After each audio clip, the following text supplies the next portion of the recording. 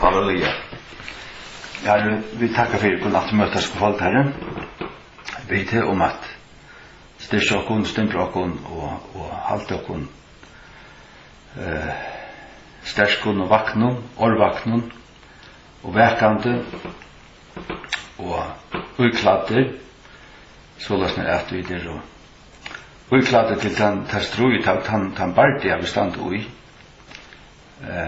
och att vi ösn gänga fram här Jesus att vi växa och gänga fram inte stanna stäva några mata men är vi det ju hermen i tunnen tjänast och vi det ulatner och kunna gänga fram efter här Jesus och i årsens tjänast och ber om att du styrker till folkefärjon signa på enstaka som lustar till möten i kväll ber om att salva mina tunko och ber om att salva kvart öra och kvart hjärsta som lustar och styrka på enstaka vi till några i kväll i Jesu namn. Amen. Ja, jag husker om att det är ett krutsch vi stand i. Det är krutsch vi stand i. Att vi läser om det i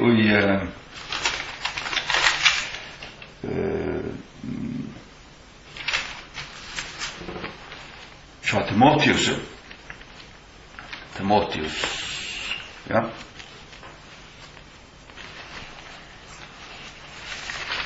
Att här om att vi är hermen. Sådana Timotheus 2:3 så 26 först. Till tessvägna halt ut tvärlöjka som en gåur hermavur Jesu Kristus.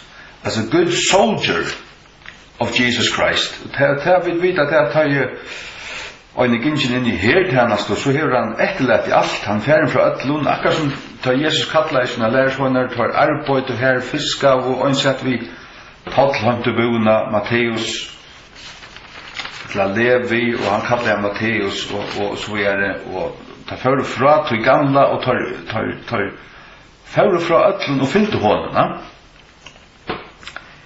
Och det var egentligen resten av livet alltså. Tar röst sig här för från färger så någon Johannes och Pajan sig för färger så och fyllde Jesus ja. Och för egentligen omgående åter. Och här stände det vi skulle halta ut tvärlöjka som gåur hermen Jesus Kristus. Vers 4. Ongen maver som krutjar fløtjer seg opp i virskiften av sin løyve, for at han må taknast honom som hever utvalgt han at være en herrmaver. At han som krutjar, han som gynsen i herre, han fløtjer seg opp i virskiften til å si han passar på å lete det viktigast å være fremst og fytla mest og til det som han lever for, ja. Han gynsen i hertjenest og vi i hertjenest hos Jesus og til samband om at vi hittar etter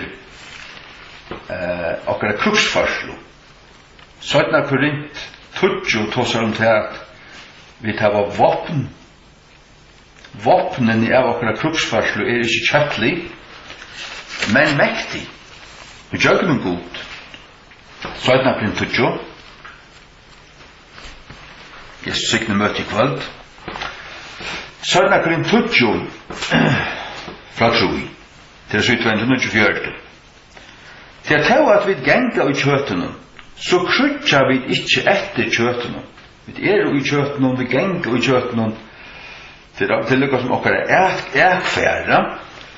Men vi krutja ikke etter det, vi krutja ikke av kjøttlig vois. Vi løyder ikke av det som kjøttet kan prestera. Vi tar åndervåpna, vers 4. Til at våpnene av okkara kruksfarslo ikke kjøttlig, men motto, gjøgnen god til at tåa nyer voiverskjer.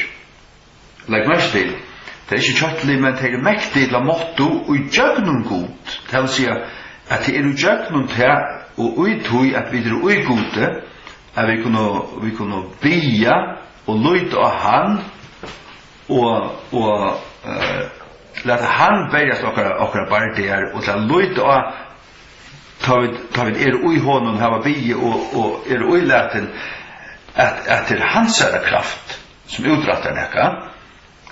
Og her stendet til at vi, og til å tåa nyer vuivirkir, brauta nyer vuivirkir. Og så stendet i vers 5 hva disse vuivirkir er. Kastande nyer uimyndanir, og hverst høgt ting, som opphevja seg sjálft i møte kunnleika gods. Så disse vuivirkirne, at vuivirkir til akkur som forst, til en kruksgærer, men dette er altså første tja fudgendan, til det som vi fer imot og kasta nyer, så fudgenden er verjuleiser. Og tog er okkara kruks, og okkara kruksstøva, til bæg for okkur sjálf, at vi er uilaten som Efesus brev 6 tåsar at vi skulle leta okkur nu at herklær i gods og alt det, det kunne du lese at nå. Og det og det stender også at vi skulle bruka Guds svør og våpnene bæg til søknar og varnar. Vi tar seg at vi gjør bæg og allop, men vi skulle også verja oss sjálf. Verja oss sjálvar. Men her stender det at vi kastar ned uimyndaner, og uimyndaner til tankabygningar, til hvordan folk ser opp på tingene, til tankar, og man kan säga ideologier, eller godslærer, doktriner, du varst det, og det alltid en bardei og en krutsk, og i middelen sannløygan og ligner, og i middelen sannløygans anda og lignarinnar anda, som første Johannes brev tåsar om. Men her skjønner vi kastar ned uimyndaner og hvert høgt ting som opphevjar seg sjálft med det kunnlega gods. Hatt er en bardei sjálfun sjálfun, at ting vilja rusa opp, ting i samfellanen, du vet, hvis vi ikke daglig vaska opp i Guds år i liv og Guds nærvær og ikke er velbiande og ikke vaska opp i Guds år og sånne daglig, så kunne ting byrja at eta seg nokon og byrja prega okon som ikke øya gjerne det. Tui er det også en bardei i okkar egna sinne og i okkar egna støv og hver standa. At vi kastar nyer uimyndanir. At koma tankabygningar til uimyndanir, ting som man ser fyrir seg og hugsar. Men vi sutja til at det var avdøk av Guds året. Hese tankarne, hendan læran, hendan ideologien, dette tingi her, er ikke av gode. Så kastar vi det nyer, det vil si vi trustar det nyer til sitt ratta plås, så er det som kan standa og være størst, det som vi lukkar som ganga etter, det er det som er av gode. Det er det som Guds år lærer, det som det har lært av Jesus, og så snakker vi ganga fram i andan, til det er en kapping, altså. Ting, Satan brukar likner og ting i samfunnet, og til dømes alt det her som køyrer ut det politiska og enda til spytling som det ofte har tås frafallet og alt det her. Hvordan kan det eta seg inn som kyrkjer? Og hvordan kunne som prædikumenn falla fyrir sin her og knappt for å velja ting som Guds år er i møte? Jo, det har ikke tid til å fenka, det har ikke kjipt slangene, eller hva man kan sige. Det har ikke kastet det nyer. Det har ikke steg i møte. Det har bare steg her spalfitter og helt til at det øyneste er til at for alt i verden vil hampelig og så videre. Men så disse tingene sin atår og inntakatår. Og så det ting kommet inn og i kyrkjer som slett ikke er av gode. Det er en bardei, sagt du. Det er krutsk, og det vil si at dette krutsk er ui oppen sjálfun, og til og berjast ikke ta krutje og jeg sjálvun, så er det helt ikke førfyrir at berjast som gaur hermen, sånn at vi berjast i møte, og berjast i møte liknende og så ja. Og førfyrir at pratika sannløyga. Det er virkelig å streve og strudje det. At halda seg sjåan røyne, halda seg sjåan asjura, som man sier. Vi leser her aftur. Kastande nir uimyndaner og først høgt ting som oppherjar seg sjålt i møte kunnlaga gods. Hvis det oppherjar seg i møte kunnlaga gods, så skulle du kasta det nir. Og førande inn i fengaskap hverja hoksan, sagt vi tar som okkar sinne. Hvis et hoksaner og byrja køyra, som ikke av gode, så fører vi der inn i fengaskap. Vi tar det til fenga, hverja hoksan til lyttene ved Krist. Altså at hun skal, tankene i hoksaner skulle akta Kristus. Og i okken sjálfuna. Og så stender vers 6, og hevandi og i øynum fjusløyga at hevna alle avlyttene. Og til å okken sjálfun. At vi gavtak ikke avlyttene. Vi gavtak ikke avlyttene og lumpenskap og alt det her. Vi tar det til fenga. Vi sier, nå dette skal nakka gjerast vi. Her skal være rett. Og så gjør det. Hevna alle avlyttene tar i tikkara lyttene oppfyllt. Halleluja. Ja. Så færer vi til Kolossebrevet. Kolossebrevet. Og det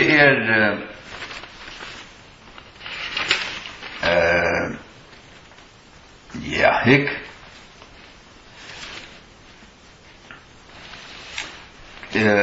Nu leipi her at det her det et vers i Kolossebrevet som tåsar at lær ongan vittla det fra vi heimspetje og tøy. Lær ongan vittla det fra øynfaldløygan som i Kristi, ja. Jeg har ikke stryket under her i Kolossebrevet, hese av bøyken som jeg har her på. Men det stendur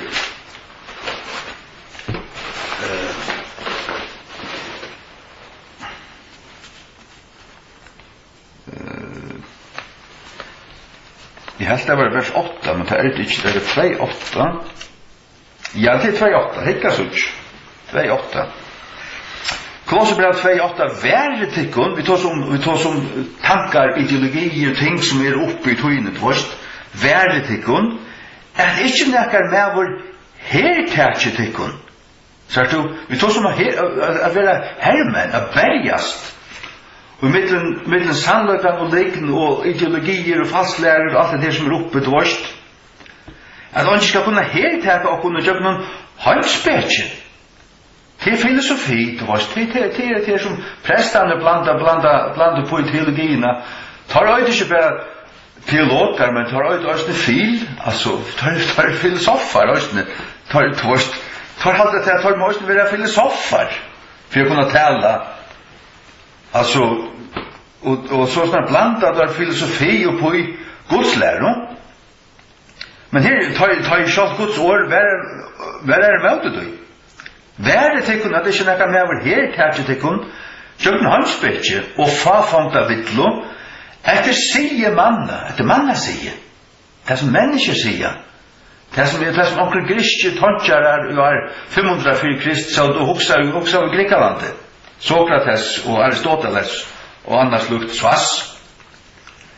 Etter badna lærte om hun heimsins, men det sånn heime. Og ikke etter Kristi, sagt du. Vi skulle ikke gautakka ting inn i okkar troarløy og okkar godslære som ikke etter Kristi. Vi skulle ha det der rønt. Og teka hverja hoksan og alt det til fenga og kasta det nyer. Og føre det til løgnes ved Krist. Det ikke etter Kristus så skulle tenke det til fenga og kasta det nyer. Halleluja. Skjønner du? Vi hittar nu i 17 Timoteus 2, tror jag. Nej, här har vi tackat värde. Här tackat värde. Nej. Fyra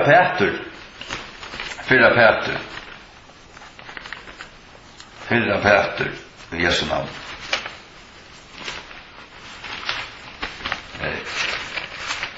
Fyra Peter 5. Tjej till 8. Nej, tjej till 9. Fyra Peter 5, tjej till 9. Kastandi alla tykkara sorg upp på han, til at han er omsorgan fyrir tykkun. Veri edruer, veri arvaknir, veri edruer, hva det motsatt her, til å være drutjen. Og Bibelen tåsar at her at være svirra av drutjen av heimen og dvorst.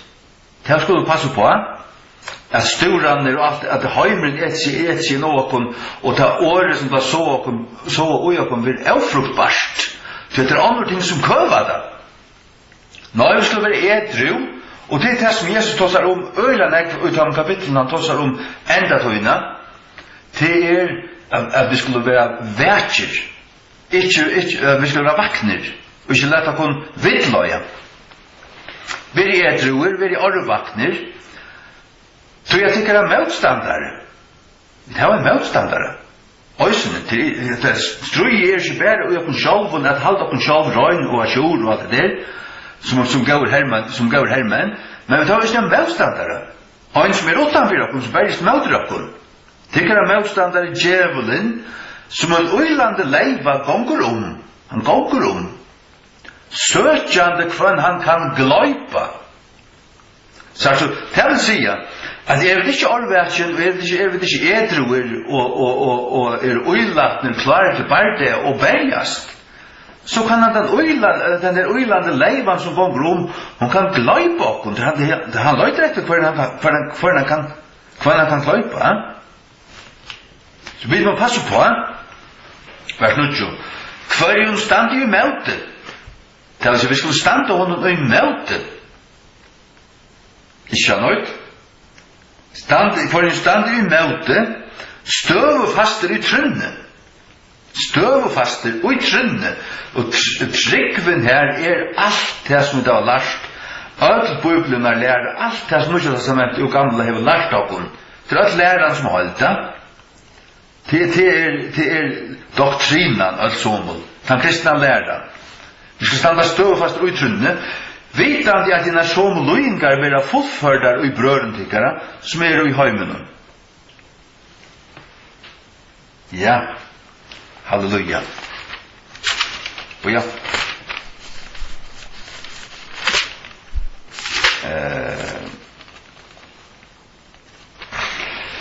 Vi får ble lukka til 308. Jakobs brev 4.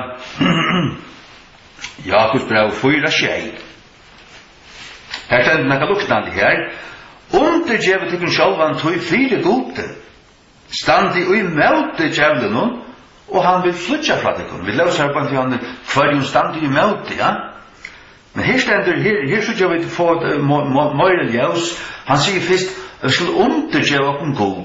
Hvordan undergjevet okkur god? Det at det uppøven, altså. Det at vi drar i andan og vi kommer til hans her, og herre, så ikke tunna veljo. Herre, legg tunna veljo, velj mig ut det, dekka mig det, vi har andans kraft, lært mig ut tunn kappa, tunna kraft, og så er det. Og man undergjev seg han, man råknar vi hans her allvelde, hans her veljo, og hans her måtte.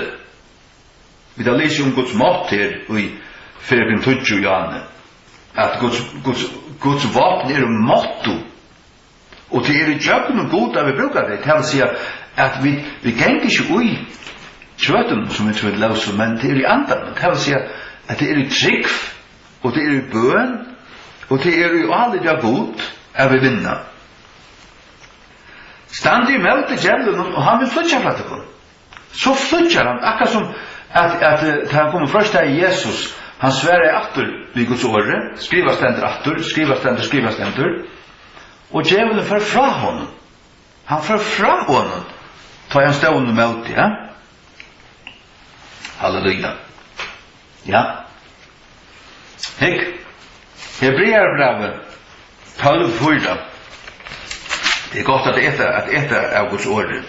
Jag tänker att det är där nu.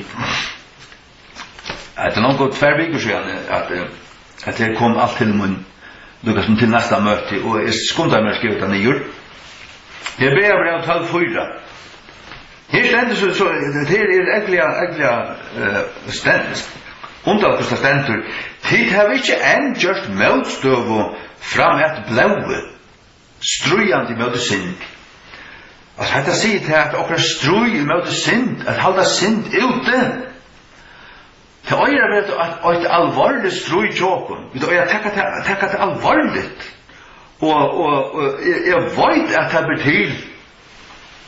Jeg kjenner til det at det blir til. At vi at vera liva gode nær og elska han og søkja han fyrst kvarja morgonstund og lesa Guds ord vel og at her lesa det vel at det har sett daglig bibellesna og at det her at synden misser mormor valde du hever sitt og kast livet og konstant sier det så las nær ikke det synda frujur men du hever kjøttet, du hever syndene og ta gamle naturene under der. Lukas som Paulus sier at han dagliga kuar kjøttet, ja. For det er ikke han som er prætka for øren skulle være en borstevisinger til 4 Korint 9 22-32 4 Korint 9 yes. Fra vers 24. Og så 22-30. Vet at det ikke er tøyr som renna og en kapprenning. Renna atler, men øynfær virslønna, sier sprusen altså, så vis renni at det blir lotast. Øynfær virslønna, eller virslønna, så vis renni at det blir lotast. Renn så vis at du farsta, du fullnar, ta fotle lønna, og øyne for, og hver øyne med som kjempar for morstanskapen er frahaldande. Vi løs om Herman og Janne, at han fløser seg ikke opp i virkskiftene hos Løyve, for at han toknast honom som hever tidsen opp i hertjenest. Og okkara, han som tidsen okkara opp i hertjenest til Jesus. Okkara himmelske konkur og frelsare. Halleluja. Det er frahaldande i alle tingene, det ser som rekva å spela fotball, det er støtt noe annet. Og så er det også noen som er i tjenest til Jesus, det er ikke tøtt til alt. Vi må frasi oss alle mulige ting. Og det kjenner jeg til, og det kjenner vi til som tjener Jesus og elsker han, og vil leve for han. At det er ting som vi ikke gjør, altså. Vi er ikke tøtt til det. Frahaldande i alle tingene, nu tar jeg at jeg får lota sånne forgangelige kroner. De får litt silvermedalje til ivesmurt nått på det, det er ikke gong ekta. Men vi får en forgangelige kroner. Altså, en forgangelige kroner i himmelen, ja.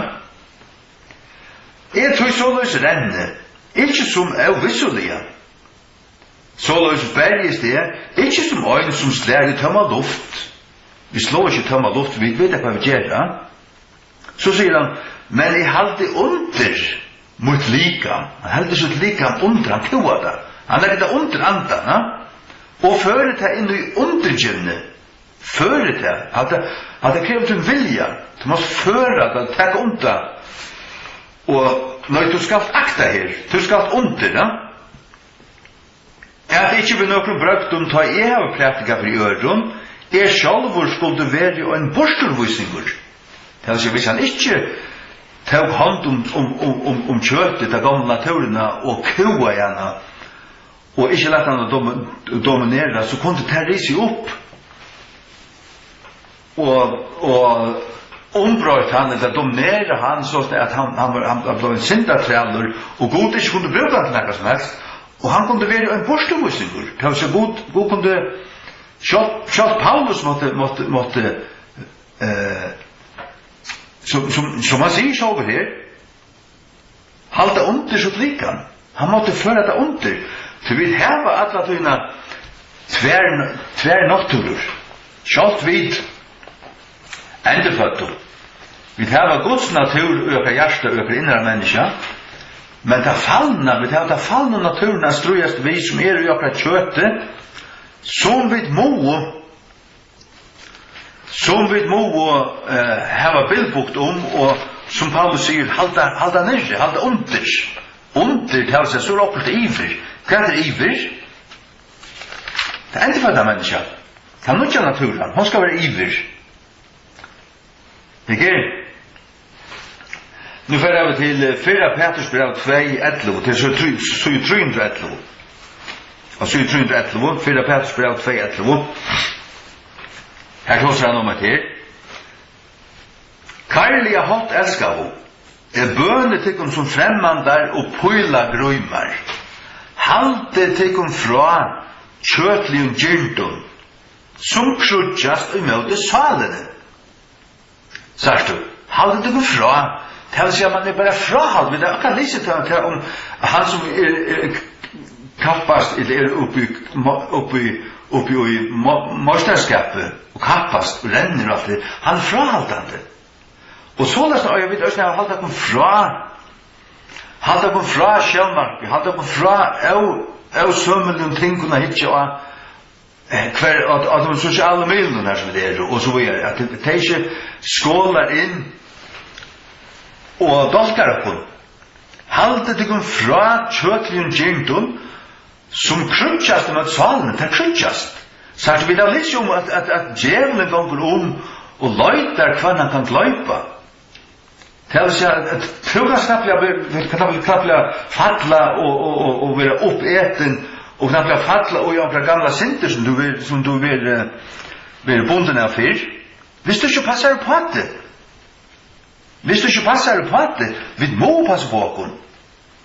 Og nu får jeg til Efesus 6. Her som vi leser om Guds fotla herbuna. Guds rustning. Det vil si en for hermauer, han er vapn, ikke nøyt? Vi leser jo for 26 i Janne. Om vapnen er akkurat kruksførsel. Det er ikke kjøttlig, men det er mektig og gjør dem god. Det vil si det er av gode. Det er fra gode. Det er andlig. Hvis det ikke er kjøttelig, så er det andlig. Det er andlig, altså. Det er 204 trus i Jesu navnet. Fra vers 20. At enda brødmøyner være sterskjer i herran. Legg merke til. Være sterskjer i herran. Og i kraften av hansara måtte. Hansara kraft. Det er akkurat sterskjer. Til å liva gode nær. Djevel ikke undergod. Stande djevelen under møte. Og han skal flutja fra det. Man føler det også. Man kan komme inn i akkurat som man føler at djevelen ligger etter øynene. Jeg finner ikke frifyrende nå, tror jeg mannen, men nu føler jeg blir første av retter mer enn vanligt. Ja, så flutja man til god. Man flutja, man teker bøyblene fram, og man får lese og bya ekstra nekv. Og ikke etter gavun kristne filmer man har i skuffene. William Tyndale og John Knox og John Wycliffe og sånne. Og de gamle filmer man har hukt etter. A Lamp in the Dark, en tøymer lenger dokumentarer om bøyblene. Det har vi hukt etter tverrfyrir det. Men jag sitter och funn på så bøyblene til næste planting, altså når det er så verur. Sett texten upp att nudjon. Vi har en bättre font och så vidare. Ja. Att enda brödmöjne veri sterskir i herran. Och i herran. Ikke kjøtten, men i herran. Vi er sterskir i herran. Og i kraften i hans måtte. Læte det gå i hin høyla herbuna gods. Vi uila, læte det gå i. Men at det er noe som vi må gjøre oss, lete til og noe, så er det du som leter det ui. Til altså, du må søke god. Du måst bya. Du måst bya. Kvann det. Og jeg byer kvann morgen, altså, i stovene. Jeg ganger rundt i stovene. Og byer.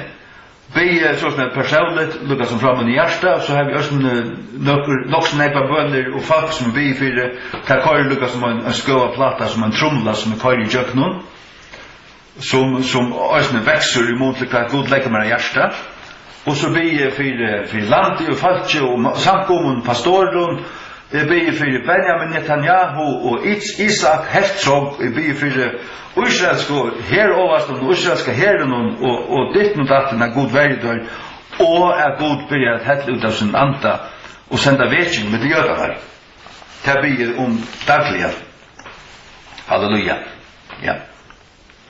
Lærte det på noe hin høyla herbuna Guds tid med å være førefyre, standa i møte, sniltar brakt om djevelsins. Sagt du, akkurat som jeg løser her, Jan, vi god undergivner, standa djevelen i møte, han skal så gjøre det. Her stender, lete det oi hin høyla herbunna Guds, tid med å være førefyre. Det vil si, lete av dere oi ordentlige, så være vi førefyre, standa i møte. Standa i møte, så skal han så gjøre det. Standa i møte, sniltar brakt om djevelsins. Trøysene liggende og ideologien falslærerne og alt det der. Du virkelig nekv bibellesende og kjenner Guds ord vel og hukser om det som du leser og jeg ganger sånn at daglig og hukser om det som Bibelen lærer, så kjenner du øyelig vel fastlærer. Hatt er ikke rett. Hatt er ikke rett som han sier her. Hører du hva det er for han sier her? Hører du hva det er som sier her? Og du var akkurat hvor det er galt. Du var her stendet da, her stendet da, her stendet da, her stendet da. Du kan reka datter begynne 5, 6, 6 klarer en skriftbråten. Ja, så er det ikke til å være uileten, sagt du. Lete det kun oi en høyla herbunna Guds til at teka alt det til okkona. Vi leser vi her. Det med å være for stande møte snildarbrøtten djevelsins. Så stender vers 12.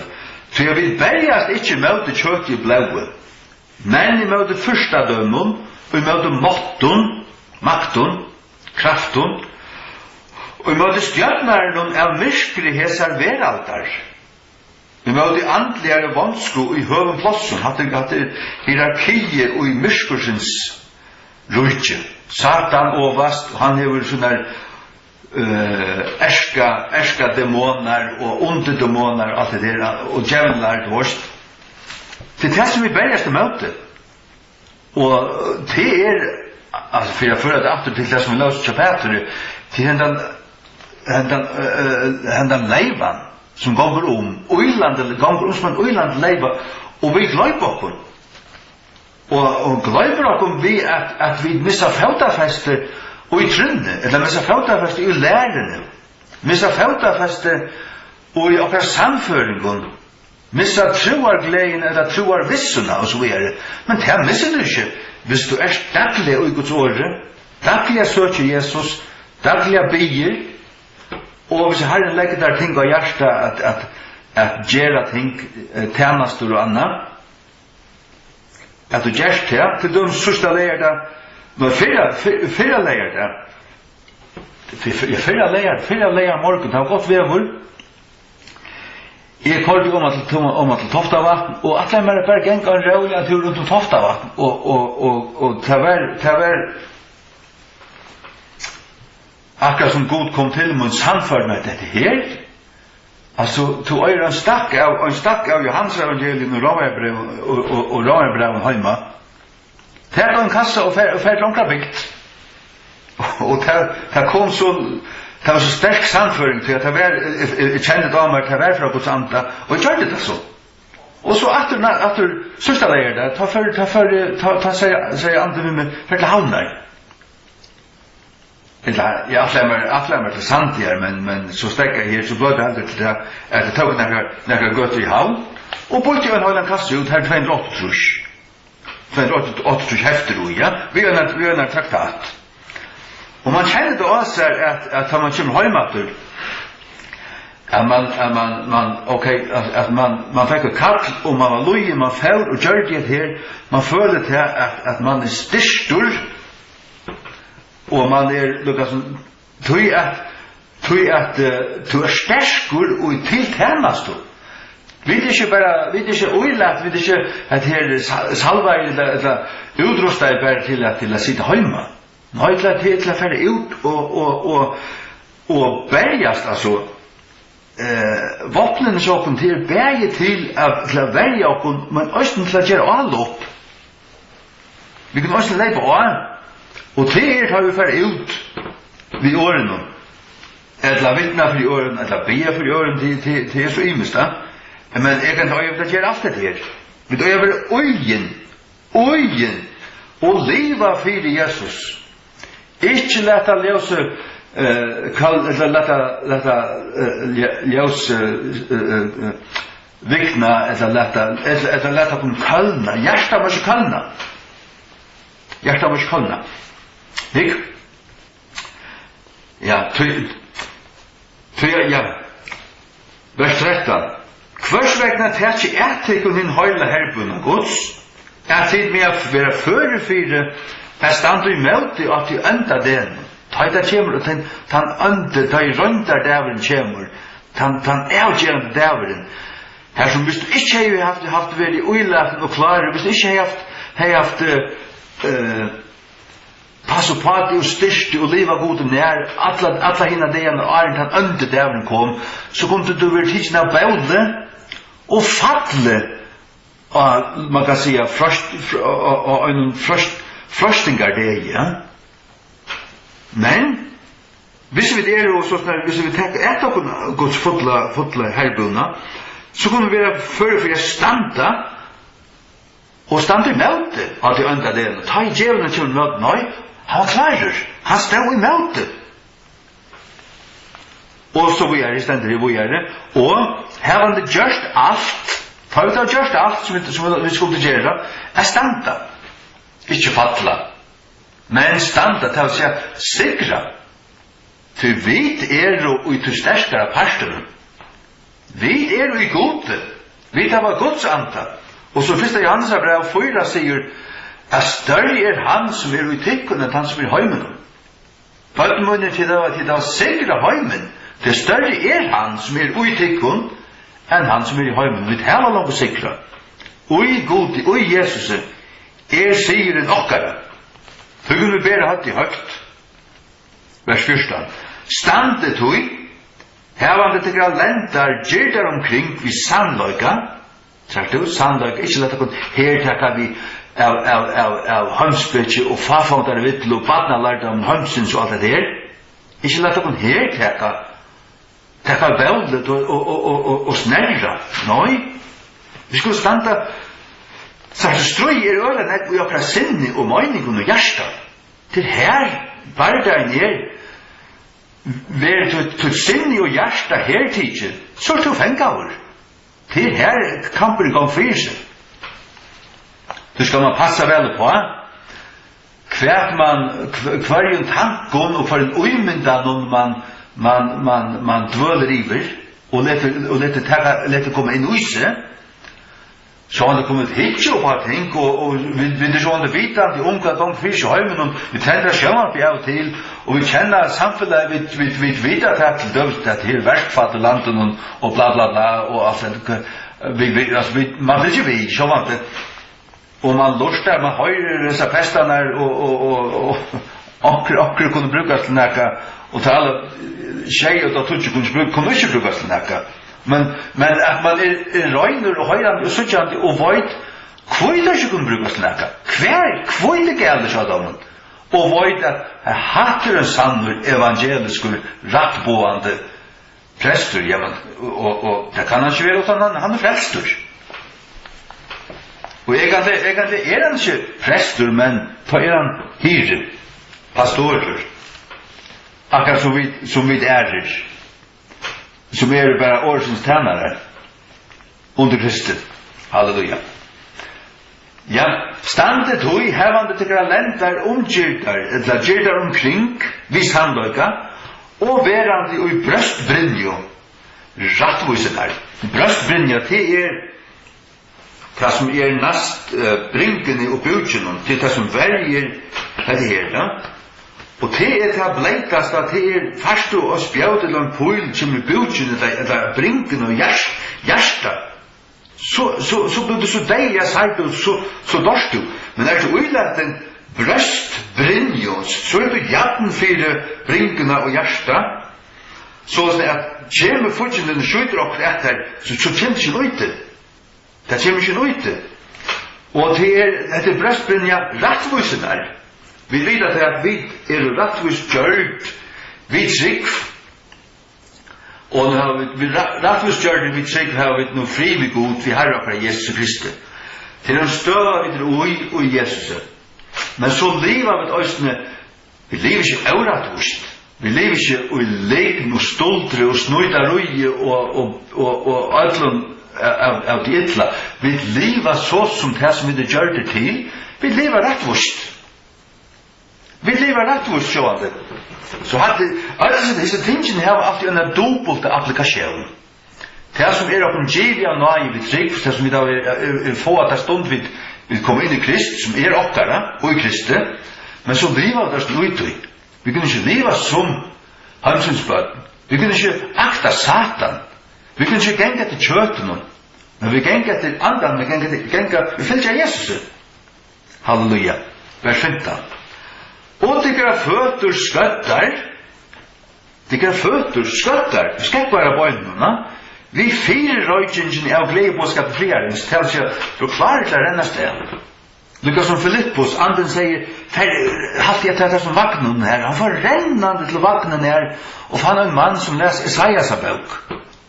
Og han spyr, skilder det som du leserst.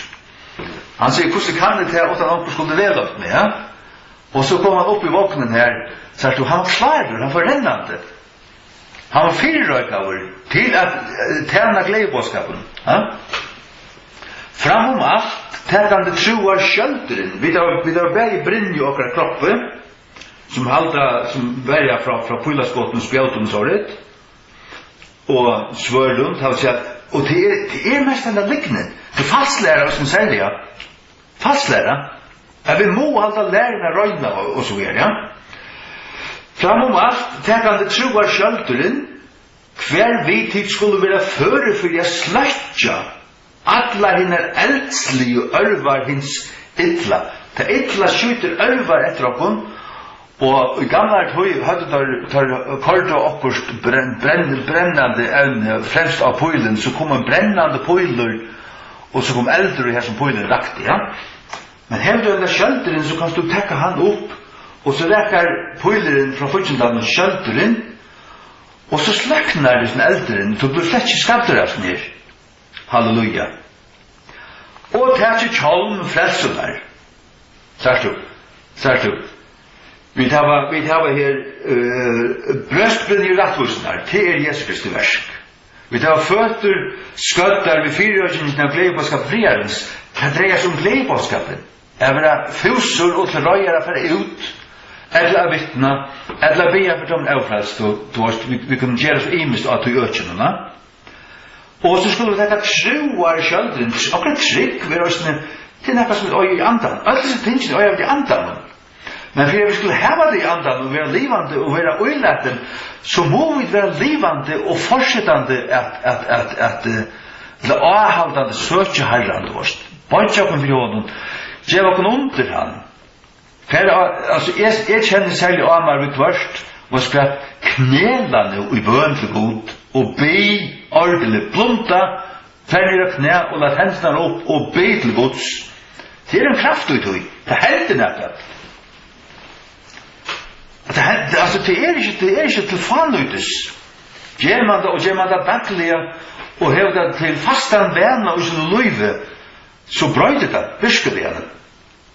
Halleluja. Vers 16 aftur. Og det er ikke kjolm frelsunar. Kanskje vi tar noen kjolm av høtten, og han er vi frelsunar gjør. Ja, men vi er ikke frelst okken kjolm. Jesus er frelst okken, og frelst er vi i hånden. Det vil si at vi vet det her, vi vet okken frelst. Frelst av nei vi trygg, det er Jesus fullkjørt av versk, han gjør det galt at det krosser for meg, og det er som en kjolmer om et høtt, det velger med, det er om høttet, det vil si at det velger mot sinne om et høttet, og svør andans, som er Guds ord, King James, enska og føreska, svør andans, det har vi her, Men så stender det i vers 18 og sånn, biande alltid, vi allare bøn, allare bøn til å si, all slags bøn, allskins, avhøydan, og til takkarger, til forbøn, til innerlig bøn, til bøn ordentlig for å sove, til morgenbøn, til bøn ut i dagliga.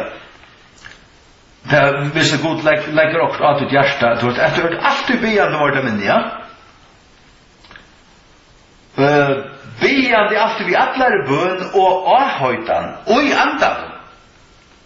andan, vi bia og i andan, og vekande, her eller til det, vekande her vi öllum uttalene, og bønan, for öllum høylaven, vi uttaltande i bønene, til å si, vi gjevast ikke hånden, og vi bøna for öllum høylaven, a bia fire falkon. Her var lukka som, jeg har ikke skrivet meg der nye, men så, etter håndene, så det kommet inn til at, som vi sier i Jan, det blir som å skøve platta, man kan nevne en 20-30 nevn, og det kommer bare lukka som, for at, ja, men, så kan leva det bare, så her leist 8 tre, så kjepper man, så leist 8 navn tre, og så går det listen bare langre, som god leie av mot hjertet befyr. Halleluja. Og så lett om tekka vers 9 også. Og for mer, altså Paulus, at mæle, utterance, mæle, det vil si framborder, mæle må være givet mer, at det må lette opp mun djarvligane, ikke pibrandi og bensjen og snægen, og djarvligane, lette opp mun djarvligane, og gjøre konman, løndar det om gledeboskaperen, så Paulus måtte han bæt det bia for seg, så at han kunne tala djarvligane, og i kraft og så videre, ja? Dette kan nu hoppa til Anna Johannes brev.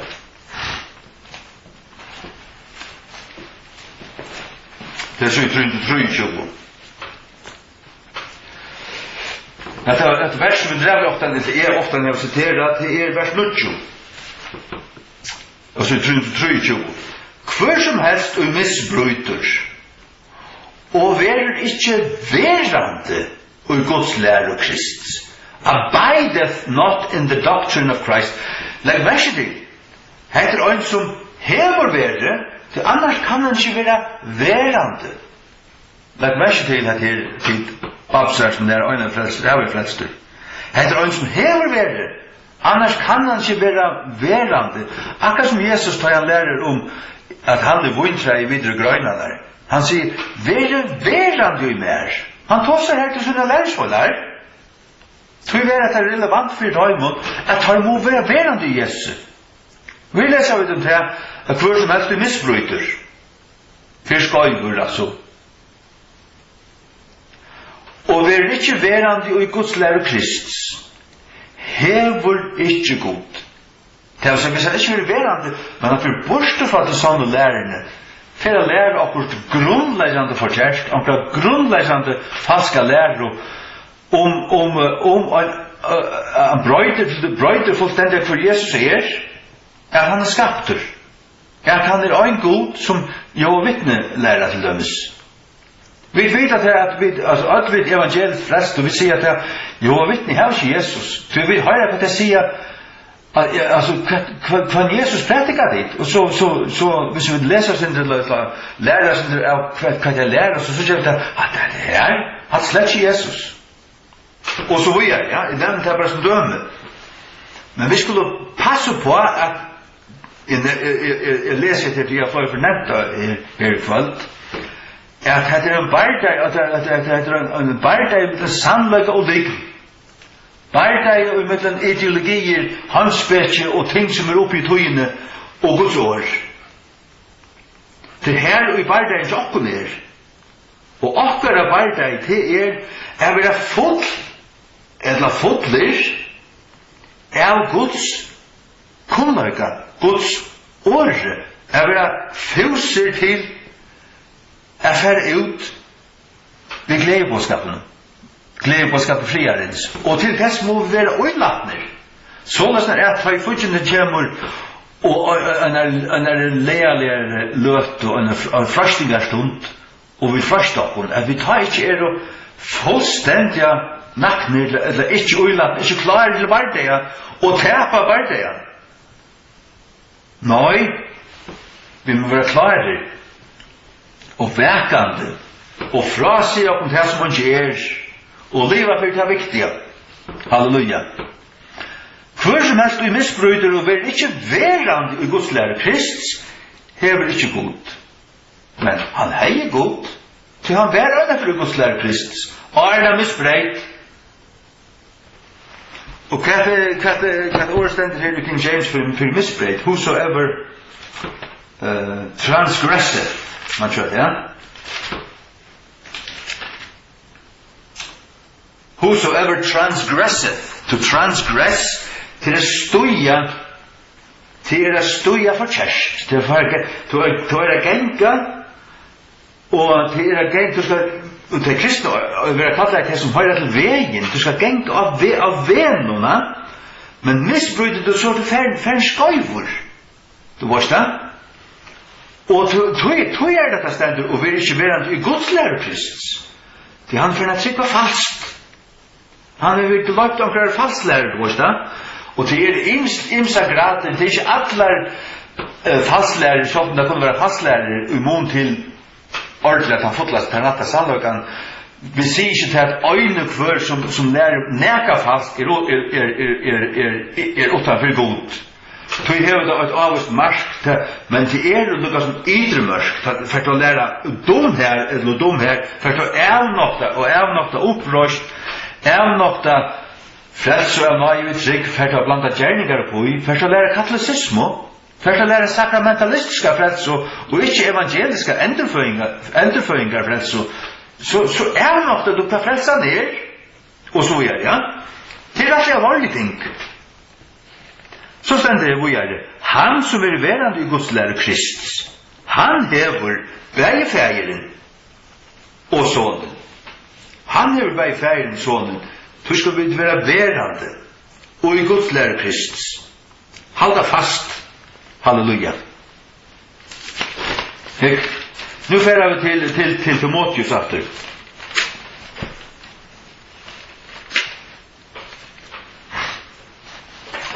Ja, vi færer til Timotheus aftur. Og det så i 24 fors. 4 Timotheus 6. 4 Timotheus 6 fra 20. Fra 8 bara. Og hevande mat og klæje, lett okkur vera nøgtar hervi. Men tar som vilja vera rujtjer, falla i frosting og snerro, og inni mengar fabeskuligar og skægiligar gyndir, som søtja menn i øyelegging og glætan. Ser du? Tar som vilja vera rujtjer. Det det tråden av din hjärsta. Så først du skøyver fra trunnet. Tui at ta avvirskar hva du lever fyrir, hva du elskar. Og ta gjør at du gætar det sjálf, du vil gjøre noen stundjen, gætar du gjør noen, vi må en sorgun, du får bare sorg av snir. Vers 11. Men tu, og Guds mæver, flutje hessa luter, og fylg etter rattvise, godeligløyka, trygg, kærløyka, talmøve, eimukt. Vers 12. Strøy hit gaua truarstrøy. Vi tar som okkar strøy, okkar klutsk her i kveld. Strøy hit gaua truarstrøy. Legg halt og evet loiv. Du kallar du kom inn av veien, du fylgjer Jesus, men du måst genga veien og enda. Legg halt og at han sier, grup rette fram etter du tett, jeg skal hava det her. Legg halt og evet loiv.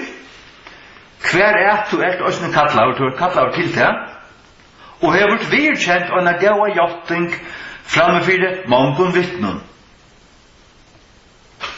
Halleluja. Vi leser videre.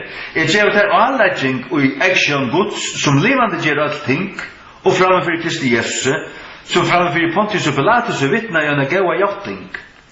At du halti hetta vån utan blett, og lastelitt, inntil byrsting vår Herre Jesus Kristus. Så det man prøver.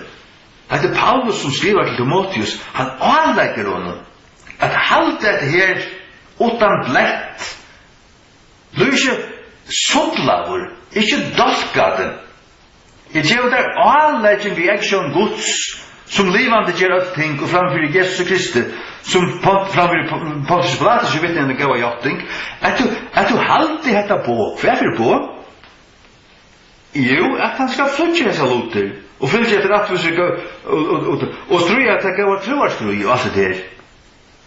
At han skal renna skøye fullt, som en utrastarmauer, og som en herrmauer, som frahaldande til alle tingene som vi ja? At du halde dette blå utan blett, avlastelig, inntil byrsting vår Herre Jesu Kristus. Vers 15. Som og i søgnen tøyen han skal søgna, hvor innvalgt signa og øynaste veldes Herre, kongur konga, og Herre Herre. Halleluja, halleluja. Takk og lov. Og 4:6 og 8 stender flutje siløse. Flutje siløse. Det er et øyne for synd som jeg og gjør, ja, la meg lese det. 4:6 og 8.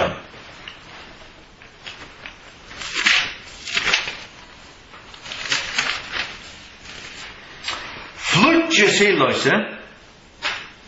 Hver synd som en nærmere gjør utenfor likame. Men han som fremmer siløse, syndar imot som nekna likame. Siløse at det var kynslige samvir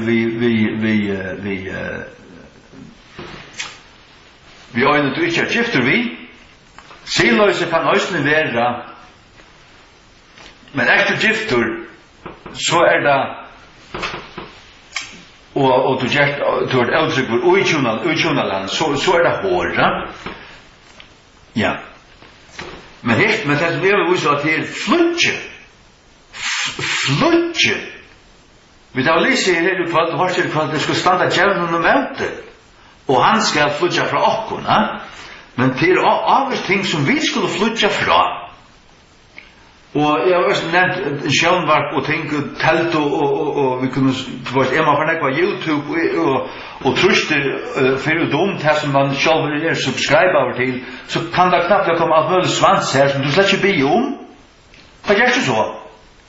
Så truster du dobbelt, eller og så slett ikke du, og så først du gjør noe annet. Du tar denne bøk opp, og setter deg å lese eller ganger en tur, og med en ganger så blir du, og så videre. Du skal flutja av ting. Flutja fra dem. Og her kunne vi lese det som Josef gjør det. Han var tjenere i Kjettalandet, og i Genesis 39. Genesis 39, vers 12, til så vi tror alt i Gamla testamentet. Kona var det Potifars, Potifars. Josef tante inn i husen til Potifar i kona hans her, og Potifar var ferdig av ferast, omkring ærestanden, han var ikke hjemme. Og så for kona hans her, efter røyne etter Josef, han var en ungur, der stendte ærestanden at han så godt ut. Han var en vekker med hverandre, og hun ville tøle han. Genesis Lugge til 12 stendur, og hun fenga i han etter klægi hans her, sigande, ligg vi mer, kom og sank vi mer, ja? Og han etterlet klægi sutt, og i hand henne, det vil si at hun er tidsi og i kappan, og han er smokt seg ur, for hun er ikke blir slept, så er han bare smokt seg ur. Han etterlet klægi sutt, og i hand henne, og flytte, og slapp seg ut. Det vil si, han rundt, han flytja i undan. Og en vandamiklar støv, han stod ikke her og hoksa seg om, det var han ikke hoksa seg om. Her må han være flytja. Og det var det som han gjør det. Og han tyr han og fyrdom om at her, og at det skulle vi gjøre. At det må vi gjøre. Og vi snava, vi fallen, vi nekka som helst, vi illa støtt, trångt at vi ute vi okkom, hvis vi vilja. Hef du enkur og sorg om tunna synd og tunna fall, fær til Jesus. Fær til Jesus. Halleluja. Og han vil vaska det. Han vil vaska det. Vi leser helt til sørst bare. Jeg har fullt av versen og kunne lese opp, men jeg har alltid etter prøvd ikke kvalt affæra så høyt forhørtelig. Jeg har det så øyne lengt. Jeg har alltid etter vært godt. Det som kom fram.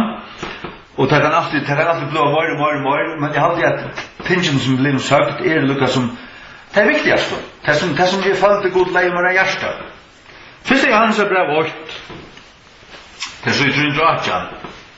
Første Johannes brev 8 fra vers 1. Fra vers 6.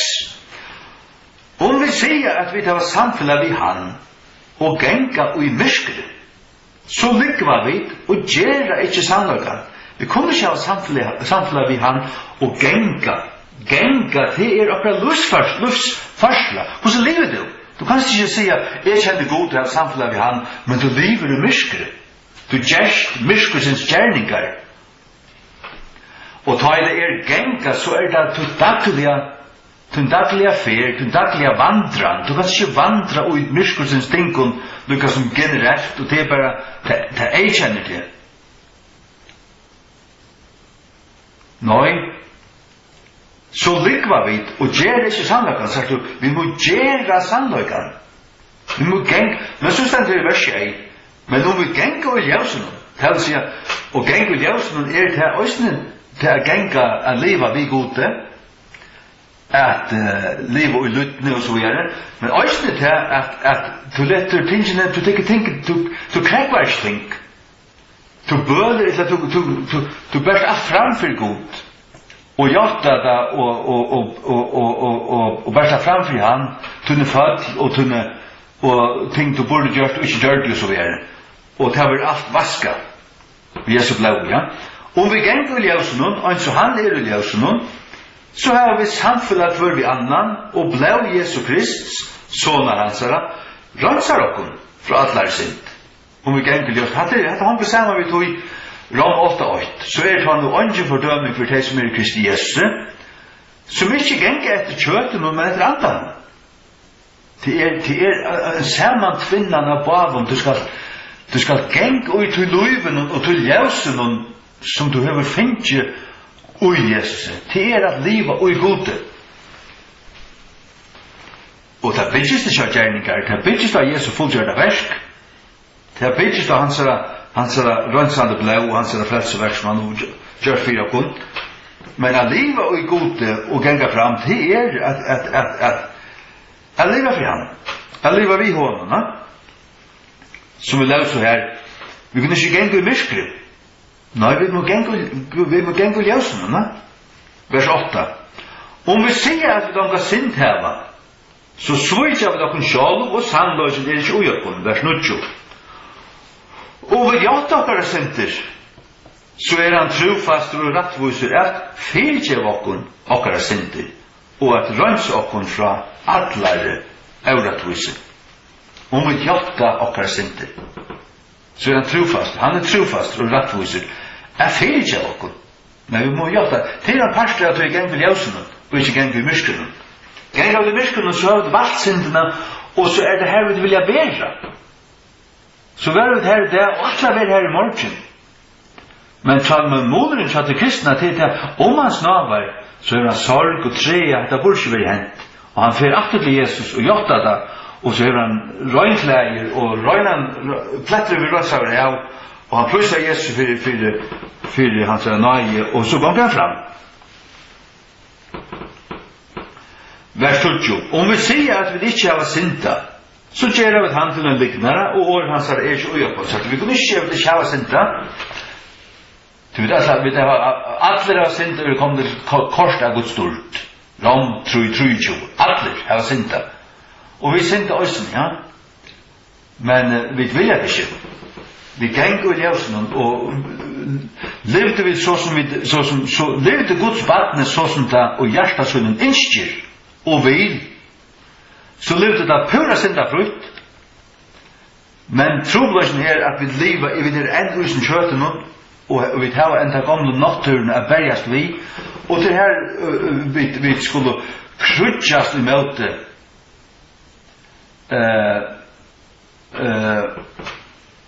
eller vi skulle ikke leve etter gjernd kjøtsins, men krutjast i møte tog, ja, som vi løser her til Peter, lett at den lykke ikke etter tog. Kjeld, ikke at sitere det da. Peter, 4 Peter, 2, 11. Karli har hatt elska og i bønne til som fremmandar og poilagrøymer. Hva er poilagrøymer? Det er som ferast og jøgnen. Vet du poilagrøymer her i vei? Det er ikke borgar her, altså, det er ikke akkurat ævlig bostad. Vi kan ikke bare jøgnen, vet du poilagrøymer, feramenn, som fremmandar og poilagrøymer. Vet du fremmand og poilagrøymer, ja? Halte det kom fra kjøtlige gyrdun. Halte det kom fra. Det vil si at flutje. Halte fra du. Ikke søtja det opp. Og det begynner vi at du teker det til fengt og i høtten. Ikke hokse om det. Ikke hitje etter du. Nei. Tek Bibelen opp. Og røynsa det Guds år. Leser du i Bibelen kvann det og hever dine bønarstunder og pressa det inn til Jesus, så vil hans nerver, hans kraft hilja det og verja det og dekka det, sånn at dette her rønsast ut og så var det ikke av for du hever fullkomlig å finne sigeren. Halleluja. Amen.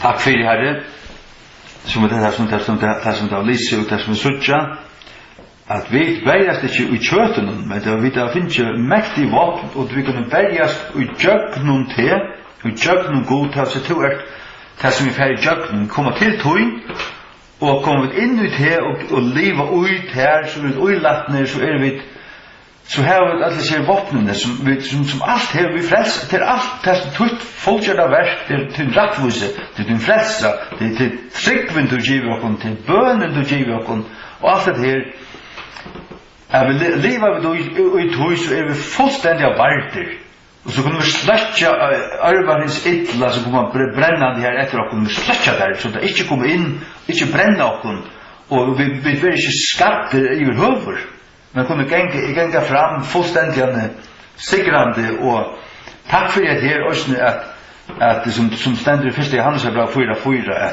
at vi tar sikre heimen til at han som bor i okken større enn han som i heimen. Han som i heimen til god res heims til Satan som heimen han fallen i heimen han ligger ut i ytla, men jeg sier til og veveren han til himmels jøkken til Herre Jesus. Halleluja. Så at takk for alt det her. Takk for det her at vi at hvordan einfalt det er, at det er en einfalt løyke ut her, det er ikke innviklet. Du gjør det einfalt, det stender her til Jesaja 32 at her skal være lagt en vever. Høyla løks veveren, og døren skal ikke vittlast av hånden. Det kommer ikke ut på hvordan klokker og vel lært og raffinerer du erst. Du kan være en dør, du kan være løydevidende, men Herre kan lære det. Herre, takk for at du lærer dere, og ber deg om at utrusta og styrka for folkefargen, ber deg om styrka for en åndstakene som lurt etter sin her kvöld, at de takker sitt troarliv alvorligane, at de blir brennande, at de har høyt brennande hjärsta for Herre Jesus og elsker det. Og ikke glemme til at første bå du skal elske Herren godtøyen, vi ætlen hjertatøyen, ætlen alvetøyen, ætlen styrketøyen, viljatøyen og så videre, og så Anna Heslukt. Men til nummer 2, Og det som jeg hører til at folk snakker bare om næsta kærløyga og kærløyga, og det viktig, men det nekk viktigere. Nummer 8 høyest alt at elska til. Og til vi er nært her at vi vil være uilaten og sterk, og jeg vil høre følfyr at elska okkar næsta vi avhyklarisk kærløyga, og standa djævlen og møte og så videre. Takk for at jeg lyfter om at hvis vi er undergivet til, så kommer standa djævlen og møte, og han vil flutja fra okkur. Så herre, takk for disse stund, signa til folk, i Jesu navnet. Amen.